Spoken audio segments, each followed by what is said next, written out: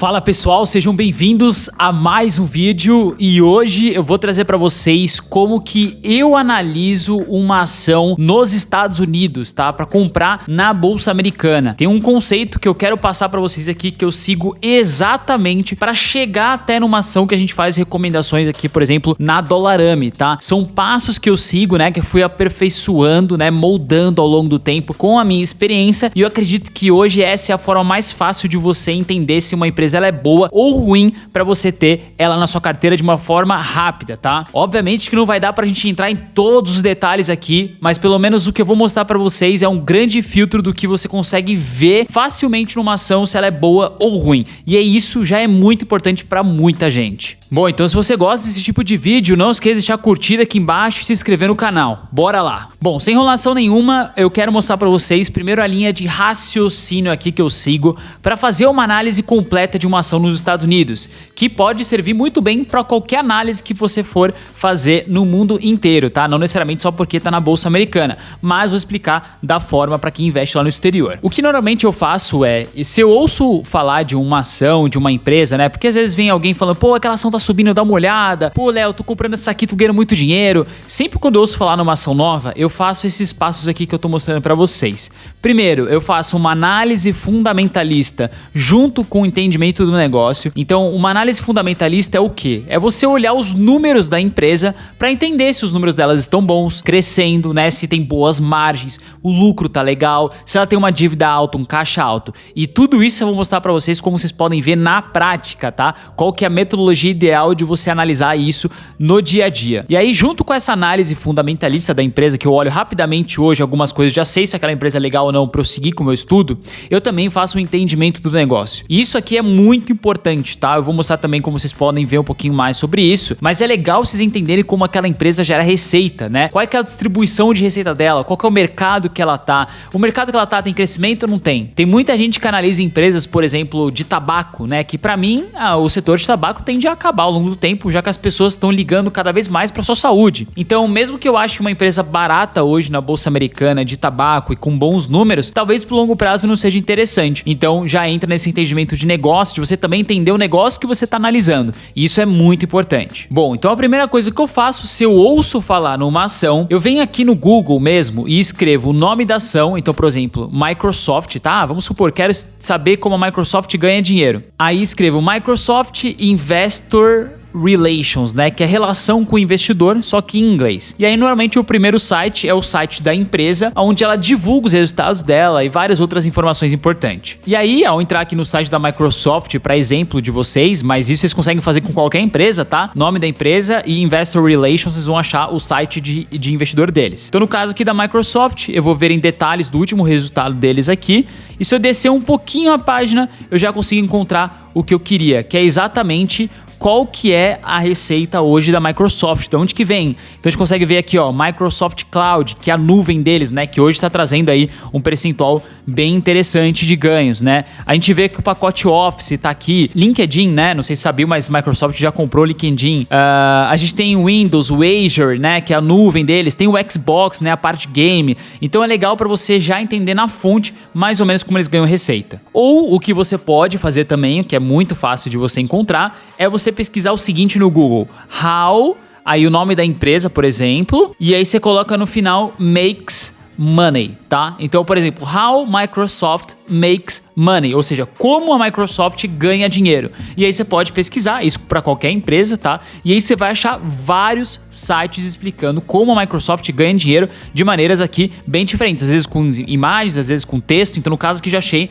uma imagem mostrando aqui como a Microsoft ganha dinheiro. Hoje 37% dele vem da Azure, né, que é do cloud dele, da nuvem, e assim você pode entender um pouquinho mais sobre a empresa. E isso é importantíssimo para você depois fazer análise fundamentalista, olhar os números dela, porque aí as coisas vão começar a se ligar. Então, basicamente, eu mostrei para vocês como normalmente eu busco para entender um pouco mais sobre o negócio daquela empresa que eu quero estudar. E agora eu vou mostrar para vocês como que eu faço uma análise fundamentalista rápida, tá? Para saber se aquele ativo é bom ou ruim em poucos minutos ali. E aí, só para finalizar essa linha completa aqui como um todo, eu vou explicar mais para frente também depois como funciona a parte de valuation, né? Então eu entendo a empresa, né?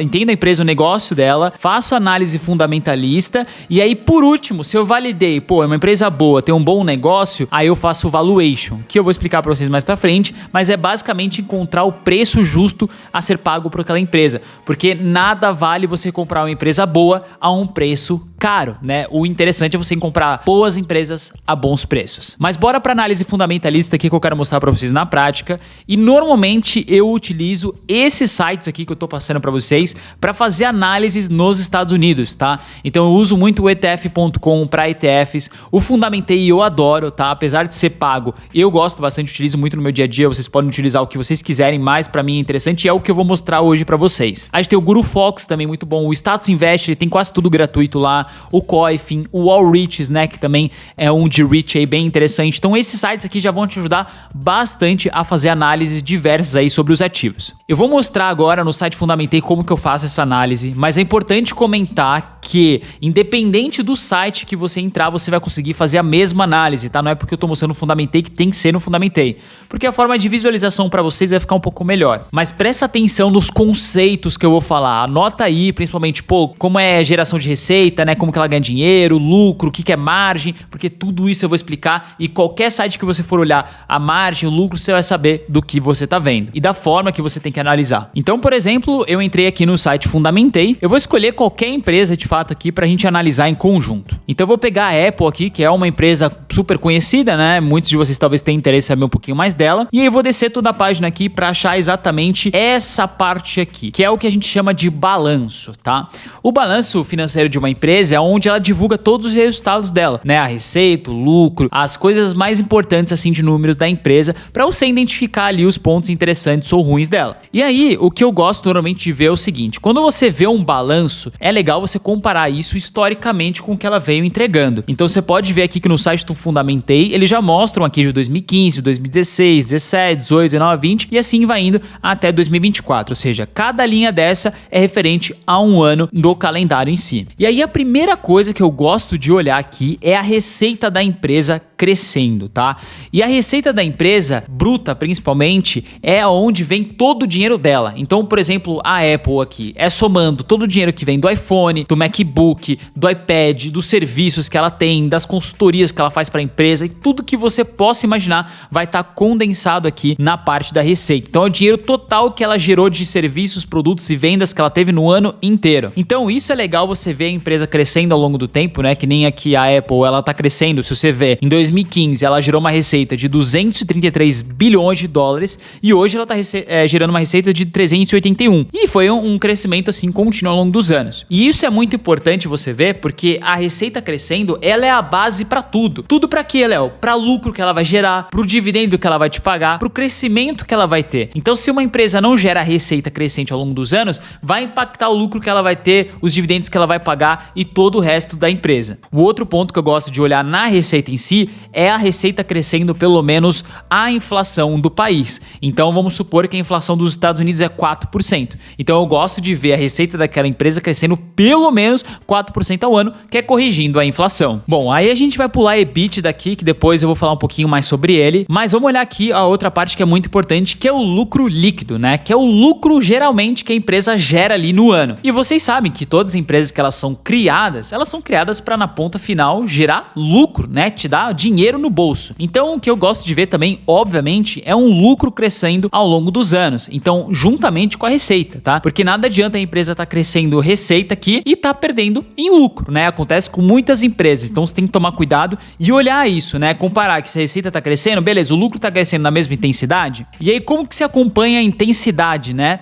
Pela margem líquida. Então aqui já entra um outro indicador que é muito legal vocês olharem, que é margem líquida, que é basicamente o quanto do lucro ela gerou em cima da receita total. Então, por exemplo, a Apple, ela gerou em 2015 53 bilhões de dólares de lucro em cima de 233 bilhões de dólares em receita. Ou seja, isso vai dar aqui uma margem líquida de 23%, tá? Que é basicamente o quanto ela gerou de lucro em cima da receita bruta aqui da empresa. E aí o que é legal ver? Você vê a margem líquida, né, da empresa crescendo ao longo dos anos, que foi o que aconteceu com a Apple aqui, né? A margem era de 23% e foi para 26%. E que isso quer dizer? que mesmo crescendo a receita, ela conseguiu crescer o lucro mais ainda, né? Ou seja, ela conseguiu ser mais lucrativa com a mesma receita que ela tinha, entre aspas, tá? Isso mostra provavelmente que ela tem uma boa administração, que os custos dela estão controlados, que ela tá conseguindo enxutar os custos para gerar mais receita. Então isso é muito legal você ver. Tem que tomar muito cuidado de empresas que crescem receita e estão perdendo margem aqui. Ou ela tá colocando esse dinheiro em algum lugar, né, que você não tá vendo, ou ela tá colocando num projeto que vai crescer pro longo prazo e aí você vai ter que identificar que projeto é esse, se faz sentido ou não,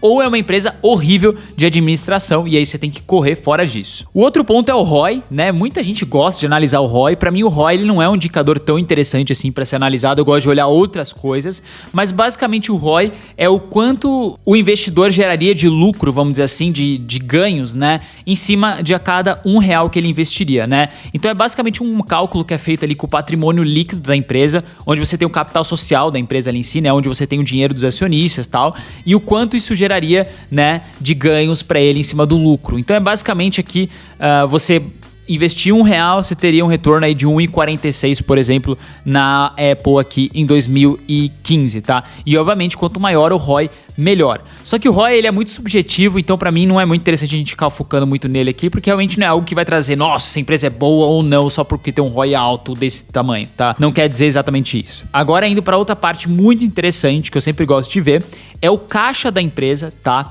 E aí a gente pode ver aqui que a Apple, ela tem um caixa de quase 33 bilhões de dólares, né? Um caixa assim absurdo, e caixa é dinheiro que a empresa tem ali disponível na conta bancária, é realmente 32 bilhões de dólares a Apple tem, ela pode comprar qualquer empresa que ela quiser basicamente com o dinheiro que ela tem ali disponível. Então esse dinheiro ele é muito importante porque ele vai servir para fazer investimentos pesados na empresa, ele vai servir para bancar os funcionários, a empresa como um todo, caso eles tenham uma receita ruim num ano, né? Não vai quebrar a empresa. Então você ter um caixa maior, né? Quanto maior ao longo do tempo, melhor ainda, né? Para a empresa é interessante.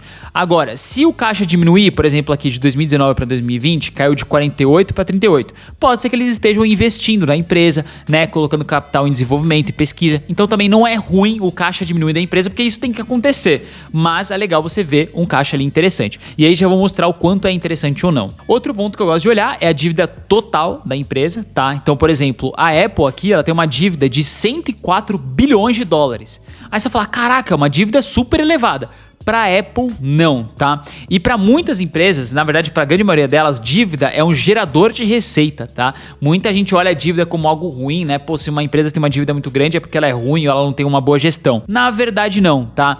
As empresas, elas normalmente pegam dívida porque elas sabem alocar aquele capital, elas precisam realmente desse dinheiro para ganhar mais dinheiro ainda. Então a maioria das empresas que pegam dívida, elas sabem fazer muito mais dinheiro do que os juros que elas estão pagando na dívida, e aquilo é basicamente serve como alavancagem da empresa ao longo do tempo. Só que tem empresa que também tem um lado ruim, né? Tem empresa que vai fazer dívida aqui para simplesmente investir em coisas que não vão gerar valor nenhum para ela no longo prazo. E aí cabe você identificar nos relatórios da empresa, né, se exatamente esse dinheiro está sendo bem alocado ou não, de acordo com a sua análise. E aí agora que entra um indicador muito importante que eu gosto de ver, né, você vai encontrar em vários sites aí também, que é o dívida líquida, né, sobre o EBITDA. O que esse indicador mostra? Ele vai pegar a dívida líquida. O que é a dívida líquida? É a dívida total da empresa menos o caixa que ela tem disponível ali. Então vamos supor aqui que a dívida da empresa da Apple era em 2015 64 bi e ela tinha um caixa de 21, qual que era a dívida líquida? Era 64 menos 21, que aqui no caso vai dar 43, né? Então a dívida líquida, né, da Apple era 43 aqui em 2015, se você fazer a conta de um menos o outro. Então é basicamente a dívida líquida sobre o EBITDA. O que é o EBITDA? O EBITDA é um indicador que muitos investidores também gostam de olhar, porque ele é como se fosse um lucro, tá? Isso para deixar um pouco mais claro para vocês, só que antes de descontar ali impostos, depreciação e amortização. Então é como se fosse o lucro da empresa antes de pagar alguns impostos, algumas depreciações, algumas amortização. E para muitas empresas olhar o EBITDA é mais interessante às vezes que o lucro da empresa, porque às vezes a empresa ela tem um imposto ali relevante no ano e que ela não vai pagar no outro ano, e aí você consegue olhar isso melhor no EBITDA e não no lucro da empresa. Então vamos considerar aqui que o EBITDA é quase o lucro da empresa, tá? E aí então o que esse indicador pega? Ele pega a dívida líquida da empresa, né, e divide pelo EBITDA, e aí ele vai dar um número aqui. Quanto maior for esse número, mais endividada a empresa tá e pior é. No caso aqui da Apple em si, se pegar a dívida líquida, que seria de 43 aqui em 2015, e dividir pelos 84 de EBITDA, basicamente o EBITDA dela é muito superior à dívida que ela tem, né? Então, em um ano, a Apple conseguiria pegar esses 84 bi aqui e quitar a dívida dela. Não seria um problema isso em 2015. E você vê que até hoje esse indicador está mais ou menos no mesmo patamar. Ou seja, a dívida hoje para a Apple não é nada relevante, já que em um ano o EBITDA dela já pagaria a dívida total. Então, é basicamente uma dívida que está sendo usada para alavancar a empresa. Agora, quando esse indicador aqui for acima de 3 vezes, né, sei lá, 4 vezes, 5 vezes, 6 vezes, aí pode ser um problema e tem que ser olhado com um pouco mais de cuidado. Isso não quer dizer que a empresa é ruim, tá? Porque tem muito setor que ele é endividado. Então vai caber você também comparar com as concorrentes. E aí que entra um ponto muito importante, tá? Não adianta você comparar aqui crescimento de receita, lucro, principalmente dívida líquida sobre EBITDA, olhando só a Apple. Você tem que comparar as concorrentes da Apple. Pô, e Samsung, como que ela tá? Né? Qual que é a dívida líquida sobre EBITDA? Porque às vezes setores como telecomunicação, né, que tem AT&T, Verizon, T-Mobile, cara, são um setor altamente endividado. Então você vai ver que a Verizon tem uma dívida gigantesca, aí você vai falar, pô, é ruim porque ela tem uma dívida muito grande. Mas qualquer concorrente dela vai ter uma dívida gigantesca, tá? Então aí você vai comparar qual que é a menor ali, né, que tem um percentual menor entre elas. Então por isso que é importante comparar com os concorrentes e não fazer uma análise também única somente daquela empresa. Bom, aí a gente entra para a parte de dividendos, tá? Isso aqui vai te ajudar muito a entender se ela é uma empresa boa pagadora de dividendos ou não pro longo prazo. Mas antes de mostrar isso aqui para vocês, eu tenho que mostrar um outro site que mostra alguns dados mais simples dos dividendos. Eu entrei aqui no site Guru Focus, tá? E pesquisei pela empresa Visa e entrei na parte aqui de dividend, tá vendo? Que é a parte de dividendos. Isso aqui é de gratuito, você consegue ver.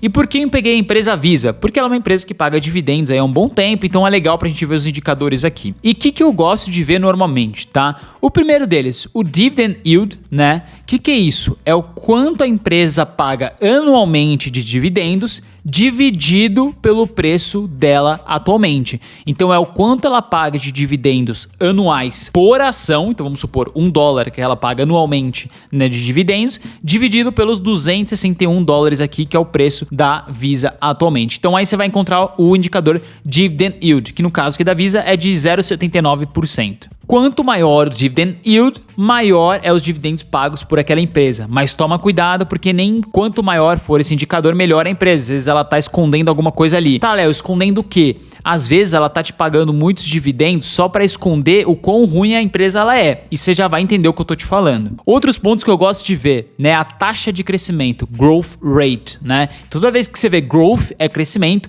e rate é taxa, tá? Então taxa de crescimento anual aqui, por exemplo, ó, então nos últimos 5 anos a Visa cresceu seus dividendos em 16% ao ano. Então é legal você ver isso aqui para você ter uma ideia de crescimento ali dos dividendos da empresa que você está analisando. Bom, visto isso, entendido os dividendos da empresa, agora eu vou te mostrar se é saudável ou não é para cada empresa específica. Vamos olhar a Visa, os dividendos dela, para mostrar melhor para vocês. Então eu entrei aqui na parte da Visa, no site Fundamentei, para olhar o balanço dela e mostrar como que vocês podem ver se uma empresa é boa ou não saudável para dividendos. E aí o que eu gosto de ver, tá? Tá vendo esse indicador aqui chamado fluxo de caixa livre? Esse é um indicador que você pode ver em vários sites também, tá? E ele vai mostrar exatamente o quanto a empresa gerou ali de lucro, vamos dizer assim, para ser distribuído em forma de dividendos, ou recompra de ação, ou ser reinvestido na empresa. Porque você, como acionista da empresa, você tem ali um percentual que você vai receber, né, do lucro da empresa como dividendos, né? Porque você investiu na empresa, então você tem direito a receber um percentual daquele lucro. E isso que é os dividendos, né? O percentual do lucro da empresa. Então o fluxo de caixa, ele vai mostrar o quanto a empresa tem disponível para distribuir em dividendos, recomprar ações ou reinvestir nela mesma. Tá, Léo? Então o fluxo de caixa livre é o quanto ela gerou ali de dinheiro no ano para realmente,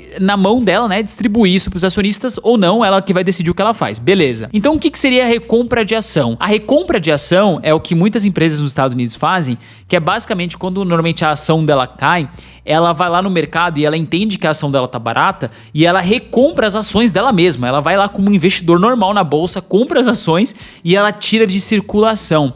E o que acontece com você, acionista, quando ela faz isso? Se você tem 1%, por exemplo, da Visa e ela vai lá e recompra um monte de ação no mercado e tira de circulação, vai ter menos ações em circulação. Você não concorda comigo?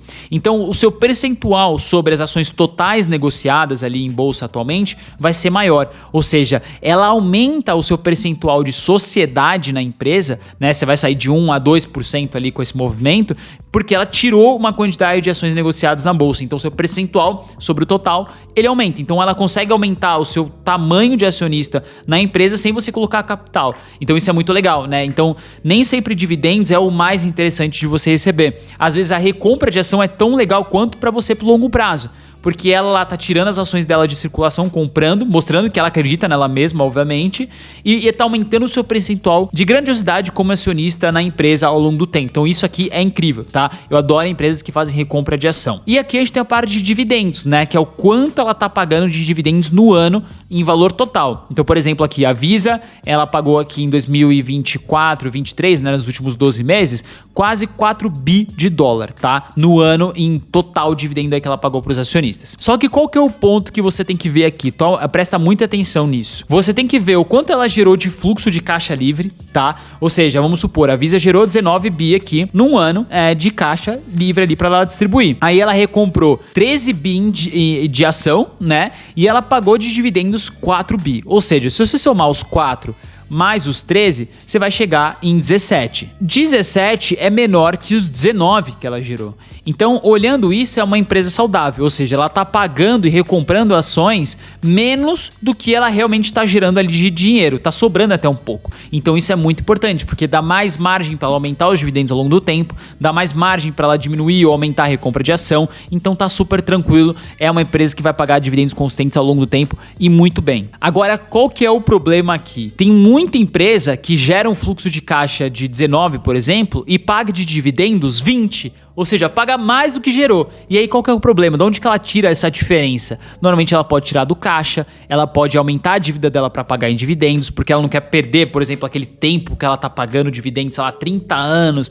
E aí ela pode começar a gerar dívida só para continuar com esse histórico de 30 anos, mas para ela, no longo prazo vai ser ruim, porque ela tá gerando dívida só para pagar dividendo, né? Então isso não é legal para gerar mais receita para a empresa. Então você tem que tomar muito cuidado com isso, tá? E aí que você acha empresas que talvez possam estar fazendo uma má gestão, e aí você já vai conseguir filtrar exatamente se é uma empresa boa ou não de dividendos. Ah, Léo, mas se em um ano acontecer isso e no outro não acontecer mais, aí não tem problema. O problema é se em 2, 3 anos seguidos ela estiver pagando mais de dividendo do que ela gera de fluxo de caixa. Aí ela vai estar gerando dívida ou vai tirando isso do caixa, né? O que é ruim para a empresa, e aí você tem que tomar muito cuidado, tá? Então sempre olhar isso com um histórico ali de 2, 3 anos, se ela estiver fazendo essa besteira, toma muito cuidado. E só dando uma outra explicação breve aqui antes de a gente ir para os próximos passos, olha que interessante você olhar, né, a margem líquida das empresas, né, que nem o caso da Visa aqui, e entender o negócio dela, né? Olha a margem da Visa hoje, 54%. É absurdamente alto isso aqui, tá? Se você olhar aqui, ela gera de receita 44% e gera de lucro 18%, né? Ou seja, 54% da receita é gerada em lucro. Isso é muito alto pro mercado e é uma empresa que trabalha com um sistema de pagamentos. Então, basicamente, o custo dela é muito baixo e ela consegue escalar o ganho muito grande, né? Ela não precisa aumentar os custos para aumentar a receita. Ela pode manter o mesmo custo, aumentar a receita e aumentar o lucro. Então isso é muito legal, por isso que é legal você entender o negócio da empresa, para você entender o quão significante é essa margem ou não. Bom, agora que basicamente você fez uma análise fundamentalista da empresa, né? Você entendeu o negócio, já com esses filtros que eu passei para vocês aqui, vocês já conseguem eliminar muitas empresas ruins aí no radar de vocês, e eu tenho certeza que muita gente já não mostra isso para você. Então se você já tá gostando do vídeo até aqui, que ainda não acabou, deixa a curtida aqui embaixo e vamos seguir para os próximos passos. Bom, depois que eu entendo se a empresa ela é interessante, né, de números ali em si, eu gostei do modelo de negócios, eu vejo que é um modelo de negócios bom pro longo prazo, aí eu sigo pra parte do valuation, que é aquela parte onde realmente muitos se perguntam, né? Beleza, eu encontrei uma empresa boa que nem a Visa. Agora, é o momento de eu comprar ela ou não? Ela tá cara ou tá barata? E como que você responde isso? Fazendo valuation. E o que é o valuation afinal, Léo? O valuation, ele vem da palavra valor.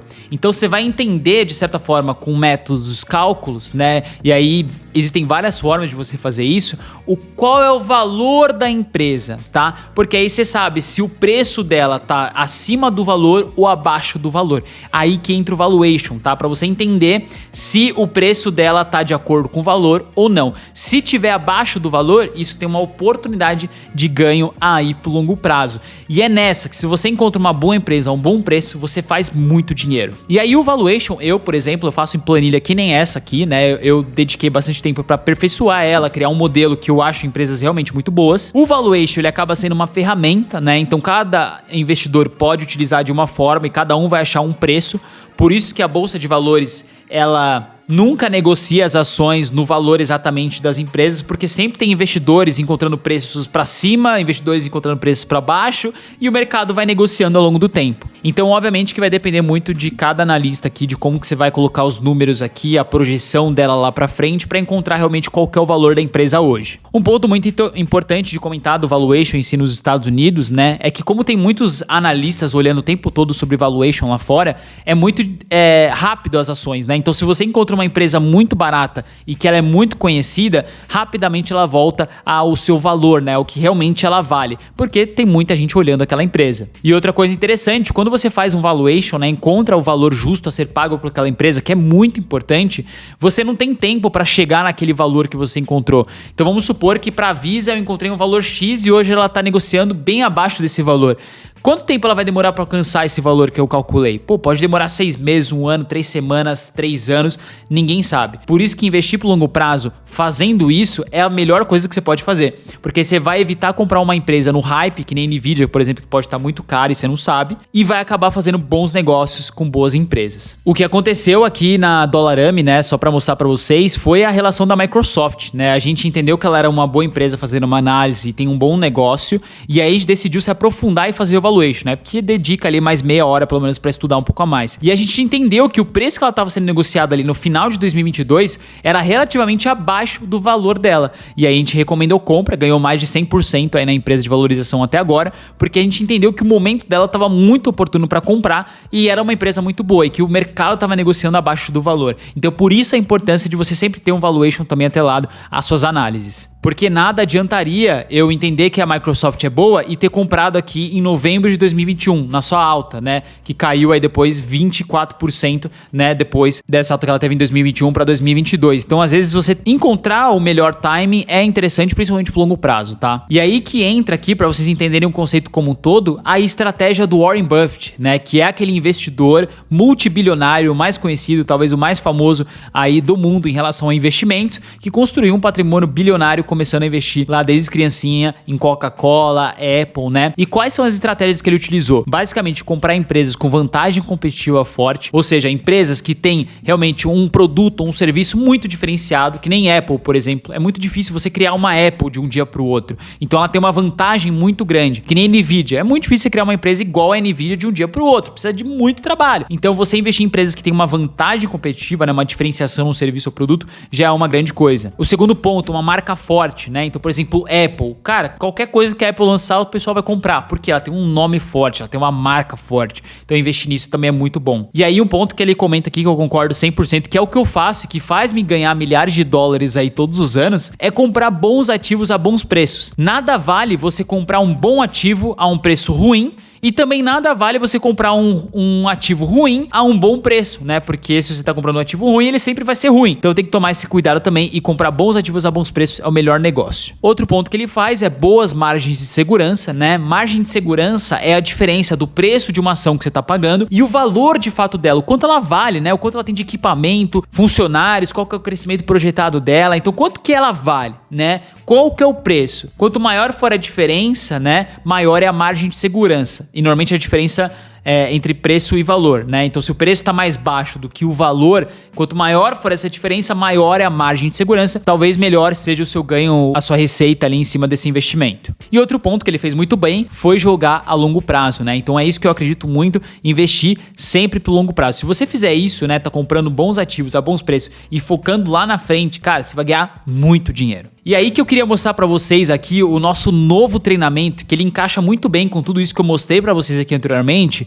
que é o Dólar Pro. Eu acabei de lançar esse treinamento aqui, onde as aulas estão gravadas agora em 2024, tô terminando de gravar ainda, vou disponibilizando, onde eu mostro para você como que você pode fazer um valuation do zero, que é exatamente encontrar o preço-alvo ali das empresas que você tá analisando, ou até mesmo de REITs, tá? E principalmente focado no exterior, porque tem algumas diferenças, então é legal que vocês saberem disso para realmente saber encontrar o preço de uma Microsoft, de uma Apple, para entender se você está fazendo um bom negócio ou não. E não existe nada parecido aparecido no mercado hoje qual é esse treinamento aqui, tá? Vocês podem procurar, não existe nenhum treinamento focado em análise e valuation para o exterior. E eu tô criando um que vai ficar incrível. Então, basicamente, você vai ter planilhas ali que você vai receber para poder calcular, por exemplo, qual que é o preço-alvo de tal empresa de acordo com as projeções que você for fazer, que pode trazer muito mais dinheiro no longo prazo e é o que me faz trazer hoje alguns milhares de dólares para mim e também o que faz a gente recomendar boas empresas para os nossos investidores, né? Que a gente tem uma consultoria aqui dentro, onde basicamente um monte de gente investe onde a gente recomenda. Então a gente tem que fazer uma baita análise para fazer uma boa recomendação e o pessoal ganhar dinheiro. Então vocês vão aprender isso na prática. E o que você vai receber no Dollar Pro se você entrar esse novo treinamento focado em valuation e análise? Você vai ter uma parte aqui de economia básica, tá? Onde eu vou falar de inflação, ciclo econômico, renda fixa, crises e recessões históricas. Você vai também ter o necessário da contabilidade. Você vai aprender a analisar um balanço patrimonial da empresa por completo,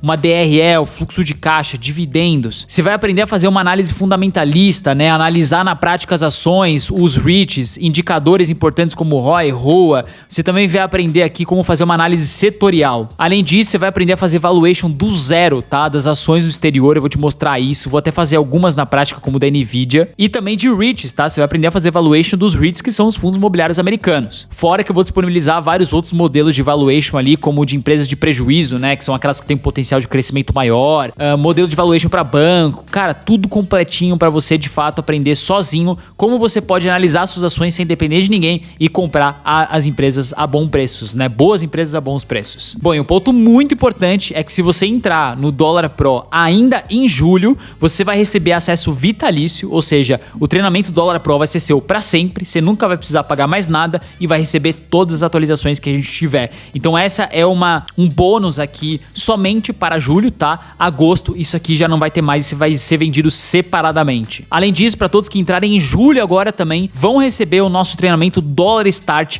gratuitamente, tá? Esse é um treinamento que também a gente vende, que te ensina a investir no exterior. Então, se você não sabe qual é a melhor corretora, o que é a taxa de câmbio, como que você monta uma carteira na Bolsa Americana, esse treinamento vai te mostrar do zero, tá? Tem mais de 10 horas de conteúdo, você vai receber ele gratuitamente, dos treinamentos mais bem avaliados do mercado em relação ao investimento exterior, para quem quer aprender a investir lá fora e montar uma carteira. Então, se você tem interesse em entrar agora pro Dollar Pro, eu vou deixar um QR Code aqui em cima para você ir para a página lá, entender um pouquinho mais e finalizar a sua compra, ou até mesmo um link aqui na descrição. Eu tenho certeza que você vai adorar e vai complementar muito mais se você gosta de analisar e gosta, de certa forma, de estudar um pouquinho mais sobre investimento no exterior. Bom, agora me diz nos comentários o que você achou desse vídeo, dessa análise como um todo. Foi um vídeo um pouco mais longo, mas eu quis mostrar na prática para você o que muitas pessoas não mostram. Então, se já valeu pelo menos o conteúdo gratuito aqui, você não precisa entrar pro Dollar Pro, mas só de você ter assistido e aprendido alguma coisa já vale. Deixe sua curtida aqui embaixo e se inscreve no canal. A gente se vê numa próxima análise. Grande abraço, valeu, até mais!